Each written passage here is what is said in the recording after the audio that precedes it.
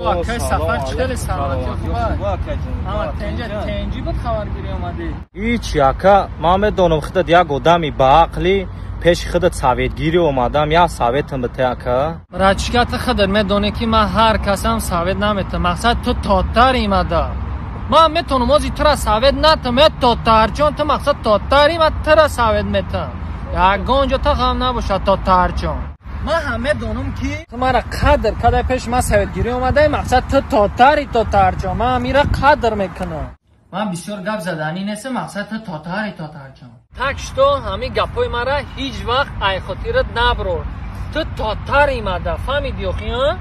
ای اکا بیزورم کدی تو تاتر ایمده خیلی همون سوید تابه تیمون سازی تاتر چون کدی سوید تا شایمان نیستم هرگز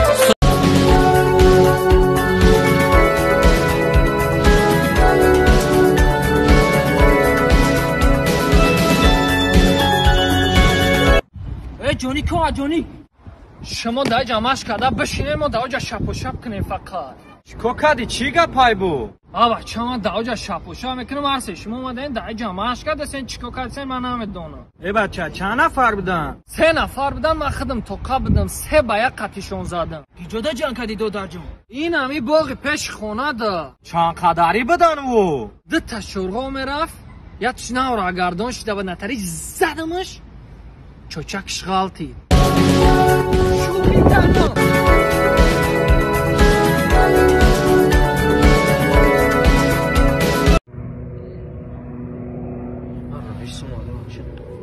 رئیس اومد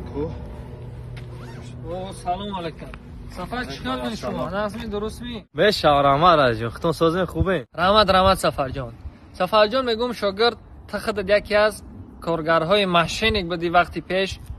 خوزی باشه یکی از کارگرهای بهترینی رحمت رئیس جان سلامت باشین اگه خدمت باشه گفت سفر جان دستمون می اومدگی را میکنیم تخت یکی از شاگردای بهترینی کو رئیس جان همین ویله که یک کم تر بلند میکردین هی من ترا گفتم خواهشات بگو تو باشی و مرا ارزوها تنقل کردی سای بلند تاشید کو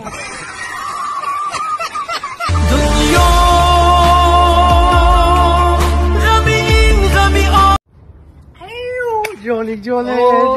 سفر ای بچه تو میدونی ما چه خرسندی ما کن خیلی نمیدونم چیکو کنم وزی کویا جوی می بارم دنمی خرسندی ما کو صاف رفتگی نیستی میدونی چیکو کرد دندانی عقل برو واردم ای گرنی کو بچه مبارک شد دندانی عقل برو واردم تولی تو داجون لو دندانی عقل برو واردم این خرسندی اگر تو عقل می داشتی تو چیکو میکردی من نمیدونم بلند تاشید کو